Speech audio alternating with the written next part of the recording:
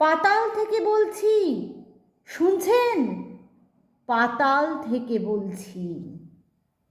ত্রেতা দাপর অঘোর কলি, যুগে যুগে কেন বারবার বনবাস সাঙ্গ হলে রাম পেয়ে যায় রাজাসন, হয়ে ওঠে যুগাবতার, প্রজার পূজনীয় বিগ্রহ। জানকীর লাঞ্ছনা পিছিয়ে দেয় গনগনে কয়লার অগ্নিপথ, আকাশ থেকে নেমে ভূগর্ভে ওড়ে তাঁর পাতাল রথ। চোখ জুড়ে কেবল নিষ্পৃহ নিরীহ প্রতিমার দ্রোহ। এ কেমন পরিহাস! পাঞ্চাল দুহিতা পৃথা রাজসভা হতে লুটায় সম্ভ্রম, ধুলা গলি হতে রাজপথে। একটা মাধব আর দৈব শাড়ির অনটন প্রতিশ্রুতি ছাপিয়ে লাম্পট্যে বহাল তবিয়াতে বলিয়ান আজকের দুঃশাসন।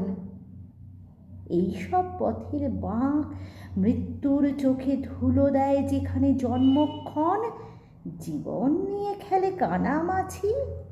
পৃথিবী এখানে দুভাগ, এক গলিত আগুনের সিঁড়ি, ধাপে ধাপে অতলগামী। সিঁড়ির আগুনে জলছোপ, রমণীর পায়ের দাগ। সে পদচিহ্ন ধরে পৌঁছে গেছি কবে?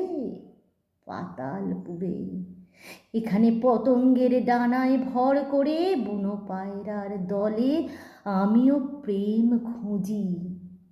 নরকের কাক ভরে মাংস গলিয়ে রক্তে প্রেমিকের ধনুক ভাঙা পণ ছেড়ে আসা সমন মিশে যায় সঙ্গম শরীর ছেদ করে।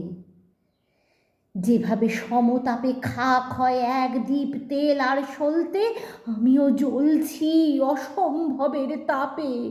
দেখেছি তাকে মনোতাপে জ্বলতে। এরপরও হে নাথ, তুমি মুরলি ধরো।